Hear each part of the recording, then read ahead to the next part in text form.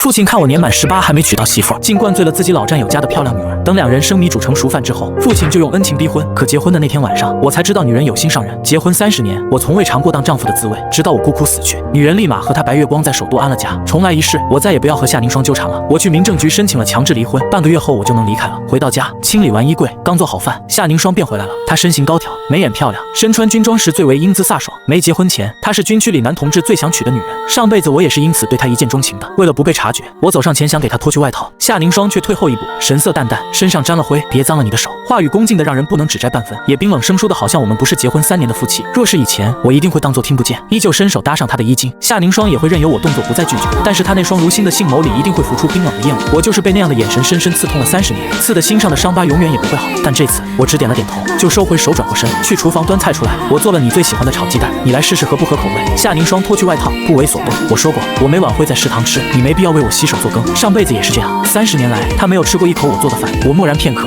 语气平静却坚定，我很想你尝尝，就一口，行吗？毕竟这是第一次，也是最后一次，我要为自己做一个结束。话音落下，我便看见夏凝霜垂在身侧的手猛然攥紧，但她说好，服从命令。闻言，我心头狠狠一刺。夏凝霜是陕北军区第1团的团长，而我虽然是文职，但级别比夏凝霜高，所以前世每次我希望夏凝霜做什么事，她都会说服从命令，清楚地告诉我，她之所以做，是因为不能不做，而不是因为爱。夏凝霜面无表情地从我身旁走过，坐到桌前，一股淡淡的香气从她身上掠入我鼻息。我顿了顿，下意识脱口而出：你今天又去看陆晨了？没人比我更清楚，这股香气是夏凝霜的青梅竹马，陆晨最常用的香皂。夏凝霜平淡的神色瞬间变了，嗓音更是冰冷到了极致。你派人跟踪我？看着他那凌厉目光，我心中莫名悲哀，到了嘴边的话再难出口。沉默了片刻，我淡淡道：累了一天，早点睡吧。说完我就往卧室走去，不想夏凝霜却跟了进来。我不由得疑惑：你这是？夏凝霜眼里透着几分讥讽。今日是15，不是你说早点睡？我这才想起来，上辈子夏凝霜不愿意和自己行夫妻之事，我就只能命令她，并把日子定在了每个月15号。夏凝霜将我推到床上，话语却刺人：司令知道他的儿子用这样的手段同房吗？我身后的手狠狠掐进掌心，痛到麻木。下一秒，我推开他靠近的柔软身躯，今晚不用了，以后也都不用了。夏凝霜被推开，站在床边拧了拧眉，你最好不是欲拒还迎。撂下这句，他便转身走了出去，走进另一间屋子，将门关上上锁。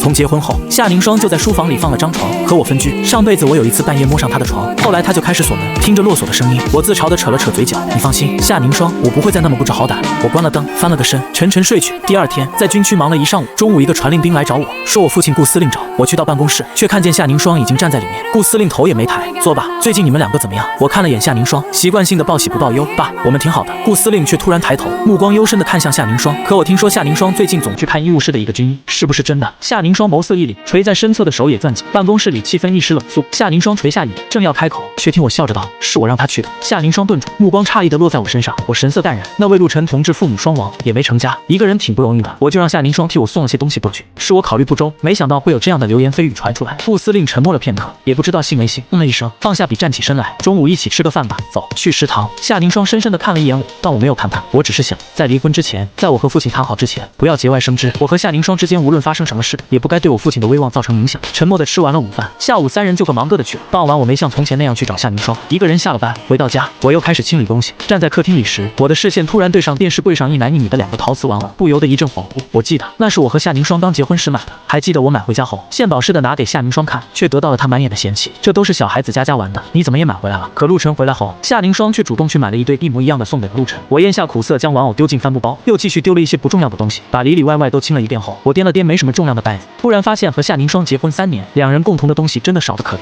走到院外，我将这一袋子东西都丢进了垃圾车，刚要转身回屋，就听外面传来汽车熄火声，紧接着一个熟悉的称呼忽然灌入我耳中：凝霜姐，你被迫与顾怀同志结婚3年，真没有一点动心吗？我顿了顿，就见穿着军装的夏凝霜和一身蓝色工装的陆晨站在一起。下一刻，夏凝霜清冷的声音响起：我可以发誓，我永远都不会爱上顾怀，否则我就不得好死。我一瞬面无血色，但我只是静静的站着，因为上辈子我亲眼见到过夏凝霜对陆晨事事迁就，处处宠溺。陆晨伤心时，夏凝霜会柔声安慰；陆晨生气时，夏凝霜会陪笑脸哄他；陆晨发烧时，夏凝霜会彻夜不眠的照顾。所以重活一世后的我比谁都清楚，如果不是我，夏凝霜和陆晨两情相悦，可以成为一段佳话。这一世，我不会做那个棒打鸳鸯的坏人了。我转身坐在桌前，给自己倒了杯白酒，却没想到夏凝霜竟也没多久就回来。她丝毫不关心我眼前的酒杯，只淡淡开口：你什么时候还学会了偷听？我一怔，没理会这番嘲讽，抿了口酒。我扯了扯嘴角：你何必发下那样的重誓？夏凝霜一脸漠然：只有违背誓言，才会遭受天谴，这样才足以证明我不会爱上你。哪怕已经决定放下，可听见这话，我还是觉得心口像被狠狠扎下一刀，连带着喉咙都涌起一股血腥气。我捏紧酒杯，半晌，我抬手一饮而尽。那就好，这样等离婚手续办下来，等我离开，夏凝霜才不会伤心。夏凝霜皱了皱眉，觉得我有些奇怪，但她没有多想，转身走去卧室，却在看见垃圾桶里的水蓝色的衬衣，脚步一顿。那件衬衣不是你最喜欢的吗？我没想到夏宁霜会记得。我静静的看着，眼里没有太多情绪，随意撒了个谎，现在不喜欢就扔了。夏宁霜便没再多问，大步走进屋子。我也转身回到卧室。不知过了多久，外面稀稀拉拉开始下起了雨，伴着雨声，我不一会儿就睡着了。突然轰隆一声，天空电闪雷鸣，我直接吓得从床上弹起。10岁时，我的母亲就是在这样的雷雨天里发生车祸去世的。从那时起，我就害怕打雷，睡梦中都会被惊醒。后来结了婚，每次打雷我都去找夏宁霜，但那扇门从来没有为我打开过。雷声一声接着一声，直到半小时后雷声散去，我才渐渐平复好颤抖的情绪。我打开灯，想去倒杯水喝，路过客厅，却看到大门竟然大敞，走出去，隔壁陆晨家的门也虚掩着。我靠近，透过那条缝，我看到了夏宁霜正温柔抱着陆晨，她脸上的疼惜和怜爱一览无遗，那样的表情从来没有因为我而出现过。我只看了一眼，就转身回家，回到卧室，连我自己都意外，我的心情出奇的平淡如水，或许真的是习惯了。可躺下之后再没了睡意，我望了会儿天花板，再次起身，穿好外套走到外面，在后院的榕树下，我蹲着身子在土里挖了很久，终于挖出一个带着泥土的玻璃瓶，瓶子里装满了用纸条折成的星星，是当时结婚后我硬拉着夏宁霜一起埋下的，里面写满了我对她的倾慕和对我们小家的向往。那时的我无比自信，一定能让夏宁霜爱上自己。可上辈子的现实给了我残酷的一巴掌。我打开瓶子，把里面纸条都倒出来，一张张的打开，然后又点燃打火机，一张张的烧掉。我找到我喜欢的人了，她叫夏宁霜，总有一天我会娶她当老婆。夏宁霜同意和我结婚了，我终于要和她名正言顺了。我高兴的一晚都没睡。夏宁霜对我有些冷淡，但是没关系，我相信自己一定会让她爱上我的。我看着火焰与灰烬，当年少年般的憧憬到现在平静如水。突然身后响起夏宁霜的声音：大半夜的你在烧什么？我眼睫颤了下，但手上的动作没有停，把最后一张纸条扔进了火里。看着灰烬被风扬起，我才慢慢起身回答：一些没用的东西。夏宁霜看了眼那玻璃瓶，觉得有些眼熟，我一眼便知道她根本不记得这个瓶子里原本装的是什么。夏宁霜也没有深思，淡淡收回目光。陆晨做了噩梦，又加上打雷一下子被吓着了，我才过去看看。你别多想，也别为难他。我扯了扯嘴角，这个时候他还不忘了维护陆晨，这样的偏爱真是令人羡慕。不会的，我把空瓶一丢就往家走去。没一会儿，夏宁霜也跟了上来，各回各房，一床一梦，平静的度过了几天后，距离我离开的日子就只剩10天了。这天我刚到军区，一个士兵就走过来，熟忍拍了拍我的肩膀：顾怀同志你来了，正好纪检部的小吴要结婚了，正发喜糖呢，咱们也去凑凑热闹。我这才想起前世的记忆，好像小吴是和军区里的一个连长结婚，到办公室里吃了喜糖，小吴喊大家中午都去参加他的婚宴。中午婚礼是在一个饭店举行的，里面围满了祝贺的人，我一眼就看到了被围在人群中的夏宁霜，她是新郎的上级，理应送上祝福。我没有多看，和其他同志聊起来。不知过了多久，忽然那边传出音量很高的一道声音：夏团长，你今天还要值班吧？能喝酒吗？夏宁霜声音清冷：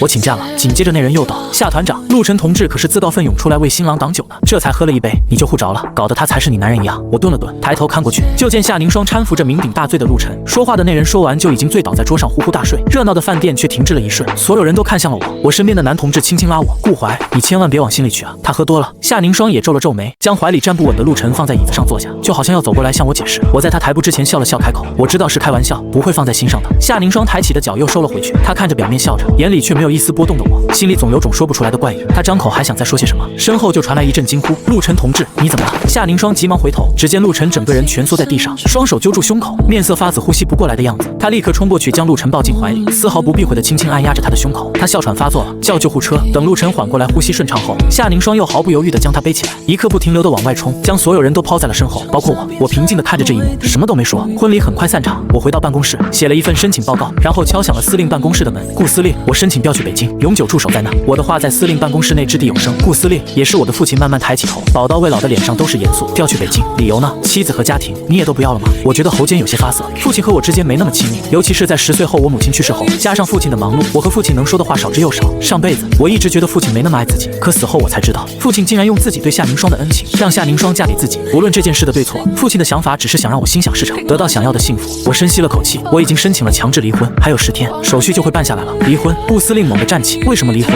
是不是夏宁霜做了对不起你的事？我苦笑，爸，我知道我和夏宁霜的婚姻是怎么来的，她心里没我，我努力过了，还是决定不要继续耽误彼此了。顾司令冷着脸没有说话。我又道，我知道您就要被调去北京了，我们父子俩一起去北京，不好吗？顾司令脸色微变，你怎么知道？因为这是上辈子的事。上辈子顾司令被调走之后，我和夏宁霜的关系就更僵了。我不说话，只静静等着。半晌，顾司令大手一挥，在报告上签了字。行，你以后别后悔就行。我笑了笑，不会的。下午，夏宁霜和陆晨没回军区，晚上夏宁霜也没回家，我没有在意。陆晨哮喘病犯了，身边没个人照顾，夏宁霜自然不会舍得离开。我照常洗漱睡觉。第二天下班，我一个人走回家，走到电影院前时，突然看到路旁停了一辆熟悉的车，我顿了顿，就看见夏凝霜给陆晨打开副驾驶的车门。陆晨先看见我，已经坐到副驾驶的他立马要下来。顾同志，你下班了，正好，咱们一起回去吧。你千万别误会，我约了朋友去看电影，但朋友临时有事，正好碰到夏凝霜，就让他陪我一起看了。上辈子我很重视这些小细节，认为夏凝霜副驾驶的位置就是对夏凝霜丈夫身份的认可，以至于把这个位置当做两人婚姻里安全感的所在。可如今的我连夏凝霜这个人都放弃了，又怎么会在乎她的副驾驶位置？见陆晨就要下车，我拦住了他。没事，我没多想，你也不用下来，怪麻烦的，我走回去就行。夏凝霜看了一眼我，欲言又止，但我已经转身离开。晚上洗完澡出来，我看着还在书房忙着夏凝霜，迟疑片刻，还是敲门提醒，快10点了，你还不休息？身为军人，夏凝霜时间观念很强，从没超过10点睡觉，今夜却破例了。夏凝霜头都没抬得回，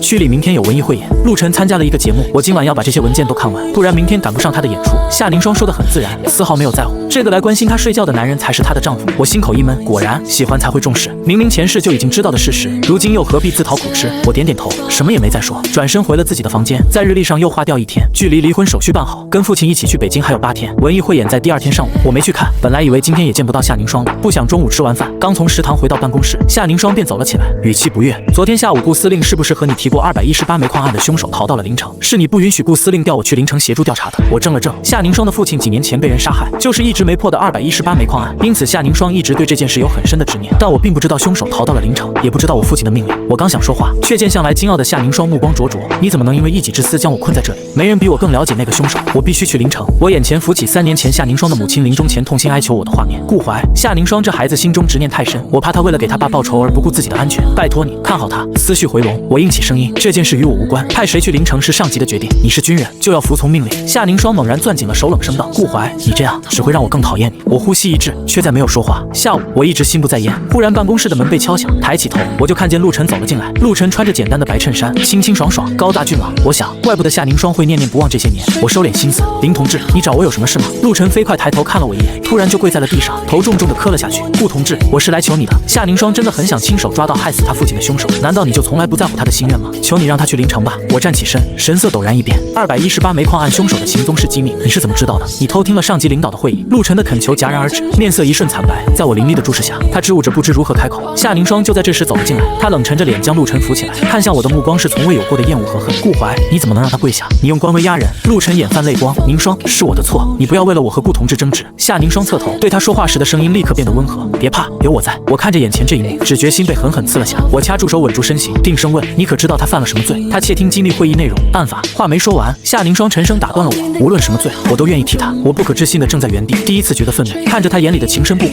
我的心上更是漫起一股难言的酸胀。夏凝霜，为了他，你连前途都不要了？夏凝霜一愣，沉默片刻才开口，他是为了我才冒险偷听，说到底都是因为我。当年我和你结婚，已经辜负了他一次，不能再让他受委屈。我紧紧握拳，好让自己冷静，却抵不过心口骤然涌上的揪痛。我闭了闭眼，语气掩不住的失望。今天的事我会当作没发生过，至于去临城的事，我会和顾司令谈谈。你们都出去吧。夏凝霜有些诧异的看了我一眼，但还是因为担心陆晨的膝盖，带着他转身便走。看着两人的背影，我自言自语，很快你就不用辜负我了。深吸了口气，我拿起电话打给了顾司令。晚上我在桌前等着夏凝霜回来，他一进家门，我便道，上级的安排已经下来了，7天后你前往临城辅助临城军区办案。夏凝霜顿了顿，似乎没想到我真的会帮忙，他点头，多谢。我沉默的点点头，就起身回了房间。我下午已经去车站买了去首都的长途火车票，7天后夏凝霜去临城，我也要离开去北京了。各归各位，各走各的路。我拿出皮箱开始收拾行李，把自己的衣服、证书还有奖章都放进了箱子里，留下的除了这2天要穿的衣服，这个家几乎都快没有我的痕迹。正当我按下皮箱上的锁扣提起来时，一只手猛然握住了我的手腕。你要去哪里？我有些怔住。夏凝霜此时写在脸上的神情是慌乱和紧张吗？不能让他紧张的人只有陆晨一个而已。我越发平静，我只是觉得家里有些乱，把一些不穿的衣服收起来而已。说着还指了指旁边的袋子，你一些不穿的衣服我也整理了，那些都是我曾经买给夏凝霜，但她看都没看过一眼的衣服，既然她不喜欢，就一起清掉吧。夏凝霜顿了下，心里也奇怪自己这是怎么了，竟然担心他会离开。他收敛心思将我的手放开，眉眼又变得冰冷。我是想和你说，陆晨已经申请做随行军医，会和我一起去。他和我父亲感情好，也想亲眼看着我抓住凶手。你别多想。我手上动作一致，良久后开口，你带上他就不怕他出事吗？夏凝霜没有丝毫犹豫，我会保护他，不让他受到任何伤害。闻言，我忍不住在心里自嘲的笑笑。是啊，他怎么会让陆晨受到伤害？那是他最在乎的人。我垂下眼，背过身，我要睡了。身后却没有传来夏凝霜离开的脚步声。我奇怪的想往后看，可还没转头，夏凝霜忽然就扑进我的怀里，女人柔软的躯体贴着我，我的心口骤然少了一拍。你做什么？夏凝霜呼吸是热的，身体是热的，可说出的话却让我瞬间如坠冰窟。我知道你心里有火，只要你不为难陆晨，我可以帮你泄火。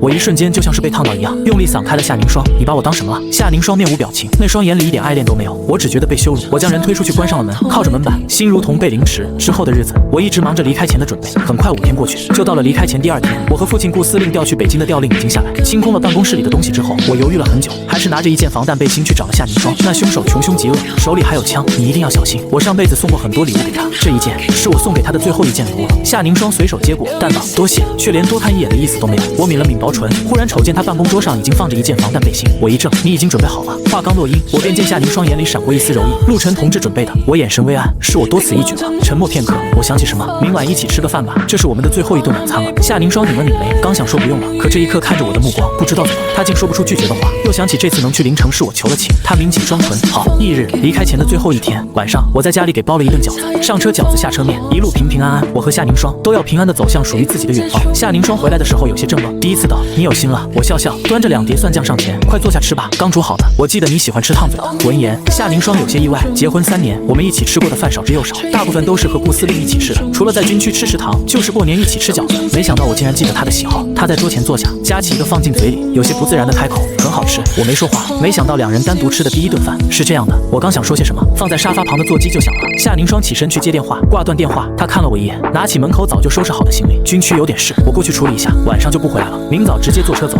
不用等我，早点睡吧。说完就打开门匆匆走了。我看着他碗里只咬了半口的饺子，扯了扯嘴角，若无其事继续吃着饭，等他。很早之前我就不再等他了，我一个人吃完了所有饺子，然后将碗盘都洗干净，放回原位，然后在这个家里度过了最后一夜。第2天早上6点，我一睁开眼，看着窗外风和日丽的天气，心情大好，嘴角不由自主地勾起一抹灿烂的笑容。我给自己做了一份早餐，细细吃完，随后将衣柜里自己最后2件衣服都放进皮箱，再从抽屉最底层拿出那份强制离婚书，放在了书桌最显眼位置。15天一到，婚姻关系自动解除。工作人员的话在我耳边回荡。我提起皮箱，打开门，正要离开，却见2道熟悉的身影在军属大院的门口一起上了一辆绿色吉普车，是夏凝霜和陆晨。看来昨晚并不是军区里有事，而是陆晨有事。他在身份之外尽最大的努力陪伴他。我看着吉普车离开后，释然地笑了笑，而后转身关上门，一步步离开了和夏凝霜的婚房，离开了这个再也没有自己痕迹的家。刚走到军属大院门口，又一辆吉普车停下，车窗降下，露出我父亲顾司令。都收拾好了，上车吧。我点点头，吉普车开向火车站的方向。8点20分，火车站里同时有2辆火车启动，一辆由陕北开向北京，一辆由陕北开向临城，一辆向北，一辆向南，从此分别，再无交集。我透过车窗看到对面的夏凝霜和陆晨，嘴唇无声的一张一合，再见。另一边，夏凝霜忽然心头一动，转头向对面看去，却只看到疾驰离开的火车尾。夏凝霜忽然觉得心中有些不安，可又说不上来是为什么，而且不知道怎么，她竟突然想起了我。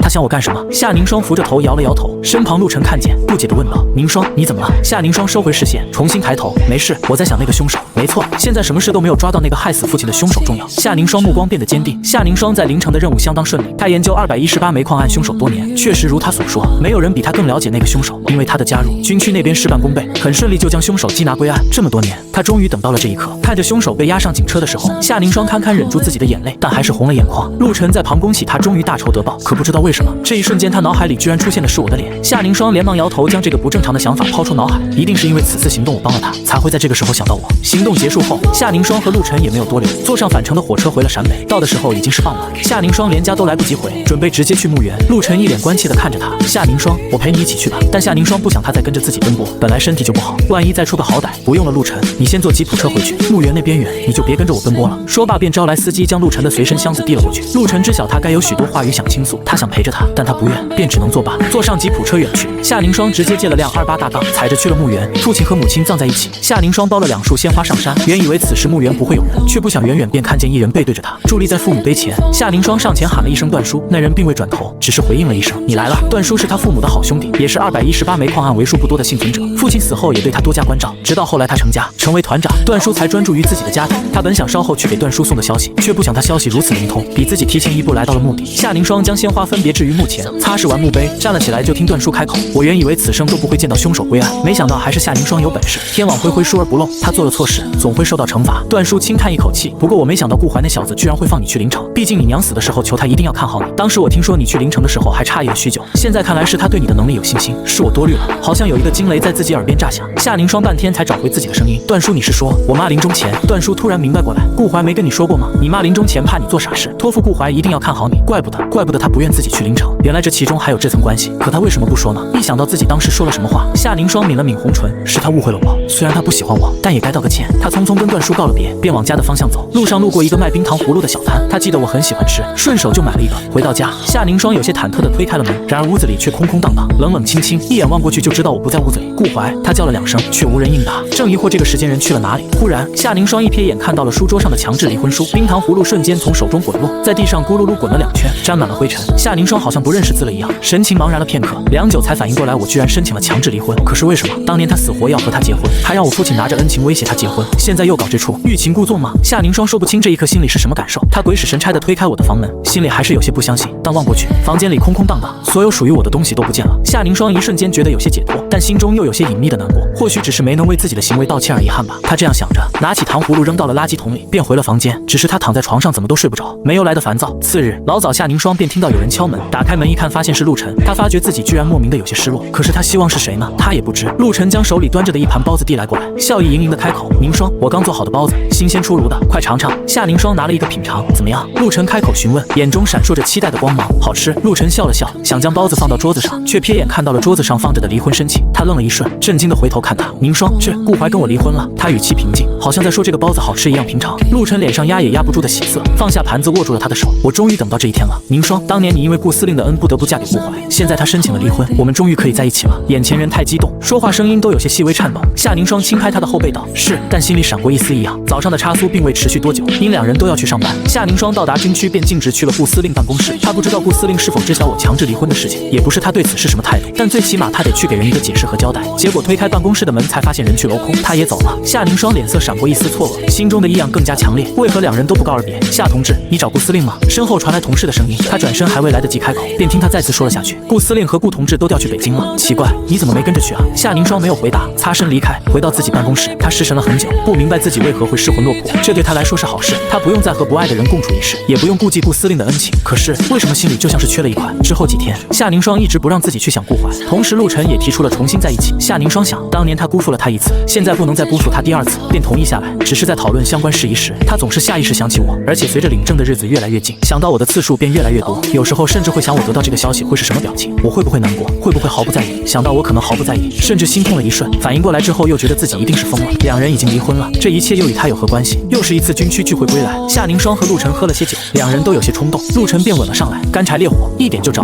2人吻了许久，皆有些情动。夏凝霜下意识呼喊，但开口却是顾怀，空气一瞬间凝滞了，2人脸上皆是不可思议。陆晨想要开口说些什么，但夏凝霜没有给他开口的机会，抢先一步告别，将自己关进了屋子里。他呆坐在屋子里，望着窗外的月光，不敢相信自己居然会在这种时候喊出顾怀的名字，但心中的异样却不断加深，近日情况也不断涌入他的脑海之中。他开始思考缘由，就这样呆坐到天亮，思考出了一个让他无比震惊的结果：他爱上他了。虽不愿承认，可事实确实如此，否则无法解释这段10日来的失魂落魄。想清楚这一切的夏凝霜有些混乱地抱住了自己的头。我竟然会爱上他，我怎么会爱上他？我明明那么讨厌他，不，我必须要见到他，才能确定这一切。夏凝霜坐了一夜，天一亮便直接去了军区请假，然后买了去往北京的火车票，直接离开。12个小时后，北京顾司令家并不难找，找相熟的人一打听便知道。找过去后敲开门，却没有见到我的人，只有并不太欢迎他的顾司令。夏凝霜，你怎么来了？夏凝霜抿了抿唇，顾司令，您和顾怀怎么一声不吭就走了？我想来见顾怀一面。顾司令脸色并不太好，顾怀不在北京，上头的秘密调动无可奉告。你走吧，你和顾怀已经离婚了，以后不要再来了。夏凝霜拦住顾司令要关门的动作，请您告诉我，否则我就一直等着。顾司令怪异的看了他一眼，随便你吧，就关上了门。顾司令懒得去管这个失去了才知道珍惜的人，由着他站在外面，并不相信他会站太久，不受影响的喝茶看报。晚上，顾司令准备入睡，发现夏凝霜还在门口站着没走。早知今日何必当初，他冷哼了一声，拉上了窗帘，站了几个小时。夏凝霜双腿早已麻木，但他不能退，这是唯一能见到顾怀的机会，他一定要见到顾怀，求得他的原谅。夜深，天空突然炸响了一道惊雷，随即瓢泼大雨便落了下来。夏凝霜顿时被浇了个全身湿透，他依然没有动，任凭大雨浇下。可渐渐的，他觉得自己的意识开始模糊，眼前的景象开始旋转，然后直直倒了下去。昏迷后，夏凝霜做了个梦，不用为我做饭，别碰我的东西，冷漠厌弃的眼神看着眼前的男人。男人佝偻着身子收拾着无人动过的饭局。夏凝霜愣了一下，这是那里？为何面前之人长成和他一样的面容，却看上去如此苍老，而且眼神看起来让人极度不适？他想走近些看清那男人是谁，结果那人就转过了头。夏凝霜愣了一瞬，竟是顾怀。可是面前之人佝偻着背，面容苍老，眼中更是毫无光亮。这人真是顾怀吗？为何他成了这样？没人给他答案。面前景象不断在在转换，始终不变的是他冷漠的眼神和我失落的神情。他像是在梦中过完了他的一生，在我失落失去的瞬间睁开了眼睛，久久不能回神。他怎么会这样对待他？他毅然决然跟我离婚，是不是也是因为做了相同的梦？醒了，顾司令的声音在耳边响起。夏凝霜愣了一瞬，才意识到他在医院。你说你这是何必呢？顾怀在的时候不珍惜，他伤透了心离开了，你又来我这里要死要活。我当年就是看中你品性，才想让顾怀娶你，可没想到最后落得个这样的结局。夏凝霜撑着起了身，对不起顾司令，是我辜负你的期望，求你告知我顾怀去向，让我有个弥补错误的机会。顾司令无奈叹气，又看他确实是实心悔过，便告诉了他我的去向。原来我回了北京没2天就被中央直接下了调令，去河西研究基地研究新型武器。作为能力达到专业一级的研究员，我没有理由拒绝，何况国家看中我是我的荣幸，便径直去了河西。夏凝霜知晓了我的去向，便不再久留，回了陕北。他先去做些后续安排，首先第一件事就是跟陆晨说清楚自己的想法。陆晨听后不可置信地看着他，声音都带了些撕心裂肺。夏凝霜，你在开什么玩笑？你说你不跟我结婚了，要去找顾怀，你喜欢顾怀，你怎么可能会喜欢上顾怀？夏凝霜安抚他的情绪，对不起，但感情这回事不是我能控制的，我已经知晓自己的内心，确实不能再跟你结婚，平白耽误你。可是这怎么可能？陆晨还是觉得不可置信。夏凝霜平常待顾怀像个陌生人，他